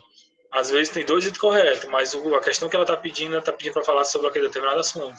Fique atento, responda com calma. Leiam a questão, se puder, 2, 3 vezes para entender. É uma estratégia que eu faço, né? Que é fazer a prova, depois, se eu tiver com o tempo, faça as questões que eu tenho, leio 2 vezes, 3 vezes. Saiam por último, gente. Saiam por último, que não tem ninguém pressa para sair, né? A pressa é para ser aprovado e todo mundo vai ser aprovado. Então é isso, gente. Boa noite para vocês. Muito obrigado